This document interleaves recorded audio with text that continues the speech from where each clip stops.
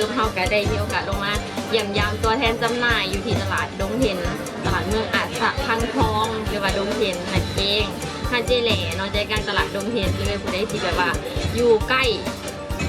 บอนไดเนาะใกล้ตลาดดงเห็นเมืองอาสะพอดอาสะพังทองหรือว่าพารานไซเฮาใกล้เมืองต้นน้ำเนาะผู้ใดที่แบบว่าใกล้ไซ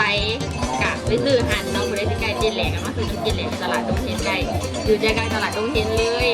ได้เจ๊เฮิร์บมีหาซื้อมาทั้งแค่เจ๊เฮิร์บขายดีอยู่ก็คนไปขาย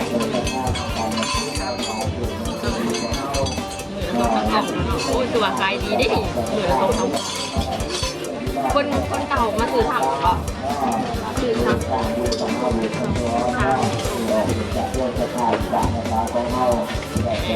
ขายดีเนาะคุณไอทีแบบมีปัญหาเรื่องของสุขภาพปวดเมื่อยตามต้นโตเป็นโรคเก่ามือซาไปมือไปที่เป็นโรคกระเพาะความดันตั้งตรงเบาหวานเนาะก็สามารถเอาซื้อสมุนไพรเจเทิร์บไปรับประทานเลยเพราะว่าตัวนี้จะตอบโจทย์เรื่องสุขภาพได้ดีฝากไว้ในเด้อซื้อสมุนไพรเจเทิร์บสบายดีนี่ทีมงานซื้อสมุนไพรเจเทิร์บเขาก็ได้ลงมาเยี่ยมยามตัวแทนจำหน่ายอยู่ที่เมืองพารานไซ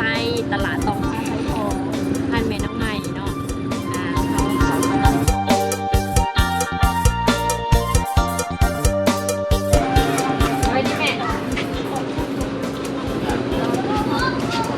นี่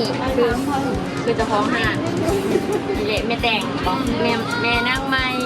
ตลาดตองพาไซสองเราอยู่ที่เมืองพารานไซเฮาจะเป็นตัวแทนจำหน่ายเจ้าเดียวเจ้าใหญ่อยู่ในเมืองพารานไซเนาะสำหรับผู้ใดที่อยู่ใกล้อยู่มอแถวเมืองพารานไซก็สามารถมาซื้อได้อยู่ที่ตลาดตองพาไซสองเนาะตลาดตองพาไซสองให้แม่นั่งไม้อยู่หน้าตลาดเลยสอบถามข้อมูลเพิ่มเติม020 96 27 9944 สุดยอดสมุนไพรสดิดแคปซูล J Herb